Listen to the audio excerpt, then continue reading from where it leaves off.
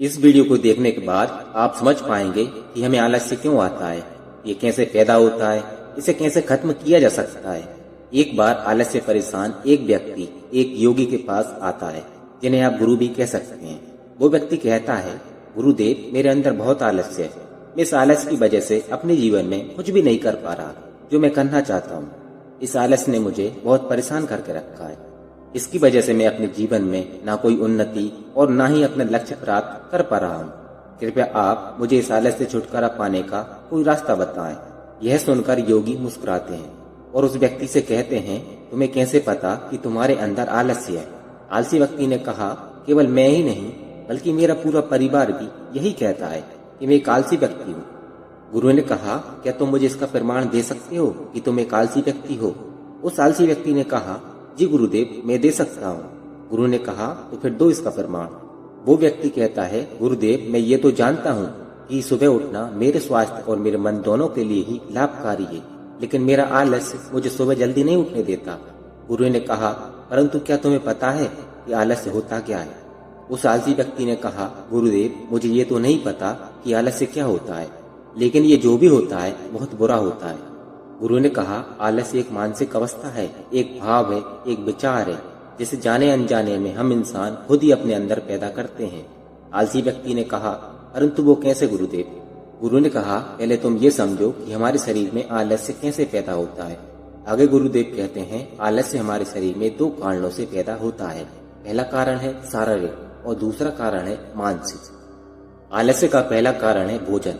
जब हम कोई ऐसा भोजन ग्रहण करते हैं जिसमें खुद कोई जीवन नहीं होता, तो ऐसा भोजन हमारे शरीर के लिए बोझ बन जाता है और फिर ये भोजन हमारे अंदर आलस्य पैदा करता है, क्योंकि हमारा शरीर भोजन से मिलने वाली ऊर्जा के सहारे ही चलता है और फिर हम इसे जैसा भोजन देते हैं वैसी ही ऊर्जा हमारे शरीर को प्राप्त होती है। इसलिए अगर तुम आलस्य से बचना चाहते हो तो आसानी से पचने वाले और सीधे प्रकृति से प्राप्त होने वाले भोज्य पदार्थों को ही अपने भोजन में शामिल करो। शरीर के स्तर पर आलस्य का दूसरा कारण है गलत तरीके से चलना, गलत तरीके से बैठना और गलत तरीके से लेटना। गुरु ने आश्रम के विद्यार्थियों की तरफ इशारा करते हुए उस व्यक्ति से कहा, अगर तुम ध्यान से देखो तो तुम्हें आश्रम के इन विद्यार्थियों के चलने, बैठने और लेटने की अवस्थाओं में एक विशेष प्रकार का संतुलन नजर आएगा। जब ये चलते हैं तो इनके पैरों के बीच एक तालमेल होता है, जब ये बैठते हैं तो इनकी रीढ़ की हड्डी एकदम सीधी होती है और गर्दन थोड़ी सी ऊपर होती है, और जब ये लेटते हैं तो इनका शरीर एकदम शिथिल होता है। इनके शरीर के किसी भी अंग पर कोई तनाव नहीं होता। इसके कारण ये गहरी और आरामदायक नींद ले पाते हैं। आलसी व्यक्ति ने पूछा कि गुरुदेव क्या पर्याप्त नींद लेना भी जरूरी है? गुरु ने कहा, न कम न ज्यादा, हमेशा ही पर्याप्त मात्रा में सोना लाभकारी होता है। अगर तुम आज रात पर्याप्त नींद नहीं लेते हो तो तुम्हारा कल का पूरा दिन थकान और आलस से भरा होगा, इसलिए पर्याप्त नींद भी उतनी ही जरूरी है। उस व्यक्ति ने कहा, हाँ गुरुदेव ये तो मैंने भी महसूस किया है। गुरु ने कहा, शरीर के स्तर पर तीसरा कारण है सुबह जल्दी न उठना। यह सुन उस व्यक्ति ने कहा, हाँ गुरुदेव मैं सुबह जल्दी नहीं उठ पाता। गुरु ने कहा, तुम सुबह जल्दी तब उठ पाओगे जब तुम रात को जल्दी सोओगे। गुरु ने आश्रम के विद्यार्थियों की तरफ इशारा करते हुए फिर कहा, इन विद्यार्थियों की तरफ देखो, इन्होंने रात्रि में अपने सोने का एक निश्चित समय निर्धारित कर रखा है और यही कारण है कि यह रोज प्रातः काल जल्दी उठने में सक्षम हो पाते हैं। यहाँ पर हर एक विद्यार्थी को अनुशासन का पालन करना होता है और यही अनुशासन इनके जीवन में संतुलन लाता है। कुछ लोग अनुशासन को एक बंधन समझते हैं, उन्हें लगता है कि अनुशासन उन्हें बांधता है, लेकिन सच्चाई तो ये है कि अनुशासन हमें बांधता नहीं बल्कि हमें स्वतंत्र करता है। इसलिए अगर तुम शारीरिक स्तर पर आलस्य से छुटकारा पाना चाहते हो तो खुद को अनुशासन में ढालो, एक निश्चित दिनचर्या का पालन करो। उस व्यक्ति ने कहा, लेकिन गुरुदेव शुरुआत कहाँ से करें? सही तरह का भोजन करने से या सही तरह से बैठने, लेटने और चलने से या फिर सुबह जल्दी उठने से? गुरुदेव ने कहा, शुरुआत अभी से करो। जो भी तुम इस समय कर रहे हो उसे पूरे ध्यान से करो। पहले तुम मन के स्तर पर आलस को समझो।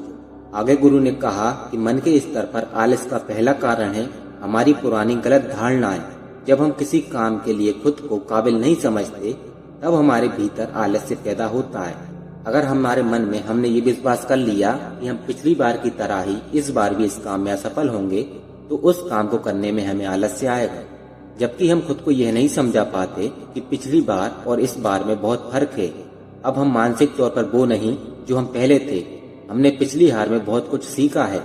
इसलिए मानसिक आलस से बचने के लिए सबसे पहले अपने आप पर विश्वास करना सीखो। मानसिक आलस का दूसरा कारण है छोटी सोच वाले लोग और आलसी लोगों के साथ रहना। कई बार ऐसा होता है कि हम खुद आलसी नहीं होते, लेकिन कुछ आलसी और कामचोर लोगों के साथ रहते रहते हम खुद आलसी और कामचोर बन जाते हैं। यह सुन उस व्यक्ति ने कहा, हाँ गुरुदेव, ये तो मैंने भी महसूस किया है। गुरु ने कहा, सबसे पहले आलसी और कामचोर लोगों की संगति में रहना छोड़ो। और मानसिक आलस का तीसरा कारण है काम को टालने की आदत। काम को टालना आलस और मानसिक तनाव का सबसे बड़ा कारण है। शुरुआत में तो हमें पता नहीं चलता, लेकिन धीरे धीरे ये आदत हमारे अंदर घर कर जाती है। और ये अकेली आदत ही किसी भी इंसान की जिंदगी को बर्बाद करने के लिए काफी है। इसलिए जो काम आज किया जा सकता है उसे कल पर कभी न टालें। मानसिक आलस का चौथा कारण है लक्ष्य का स्पष्ट न होना। मान लो कि तुम किसी बड़े से रेगिस्तान में फंस चुके हो और तुम्हें जोरों से प्यास लगी है, तब तुम क्या करोगे? उस व्यक्ति ने कहा, मैं पानी की तलाश करूंगा। मैं कोशिश करूंगा कि जल्द से जल्द रेगिस्तान के पास वाले गांव में पहुंच जाऊं। गुरु ने कहा, लेकिन बहुत कोशिश करने के बाद भी तुम्हें पानी ना मिले? तो उस आदमी ने कहा, तब भी मैं प्रयास करता रहूंगा, क्योंकि मेरे पास कोई दूसरा विकल्प नहीं होगा। गुरु ने मुस्कुराते हुए कहा, इंसान को आलस तभी घेरता है जब उसके पास कोई स्पष्ट लक्ष्य ना हो या फिर उसके समक्ष बहुत से विकल्प उपलब्ध हों। इसलिए एक लक्ष्य होना आवश्यक है। अगर तुम सुबह उठकर ध्यान नहीं कर पा रहे तो उसका कारण तुम्हारी नजर का स्पष्ट ना होना है। तभी तुम भविष्य में होने वाले रोगों से होने वाली पीड़ा को स्पष्ट रूप से महसूस कर पा रहे हो। गुरु ने आगे कहा, मन के स्तर पर आलस का पांचवा कारण है किसी काम को करने की कोई बड़ी वजह ना होना। इसे तुम ऐसे समझो, मान लो तुम बहुत से कीमती गहने लेकर एक सुनसान रास्ते से गुजर रहे हो और तुम चलते चलते बहुत थक चुके हो और तुम्हारा मन बैठने को कर रहा है और तुम एक बड़े से पेड़ के नीचे आराम करने के लिए बैठ जाते हो। तुम बैठे ही थे कि तुमने देखा कि कुछ दूर से कुछ डाकू तुम्हारी तरफ भागे आ रहे हैं। तो क्या ऐसी स्थिति में भी तुम्हारा आलस्य तुम्हें भागने से रोकेगा? नहीं ना। तो मेरी बात को समझो, तुम्हारा आलस्य केवल तुम्हें उन्हीं कामों को करने से रोक सकता है जिन्हें करने की तुम्हारे पास कोई बड़ी वजह नहीं है। वो आलसी व्यक्ति कहता है, आपका बहुत बहुत धन्यवाद गुरुदेव, मुझे आज से आलस्य का सारा खेल समझ आ गया। आगे गुरु कहते हैं, मेरी एक बात हमेशा याद रखना, जहाँ स्पष्टता और काम को करने की कोई बड़ी वजह है वहाँ आलस्य हो ही नहीं सकता। दोस्तों, वीडियो आपको थोड़ी सी भी अच्छी लगी हो तो वीडियो को आप लाइक जरूर करें। और अभी तक आपने अगर हमारे इस चैनल को सब्सक्राइब नहीं किया तो कृपया करके चैनल को सब्सक्राइब जरूर करें और बेल आइकन को प्रेस कर लें ताकि हमारी हर एक वीडियो आप तक पहुंच सके। तो मिलते हैं दोस्तों एक और नई वीडियो में। धन्यवाद।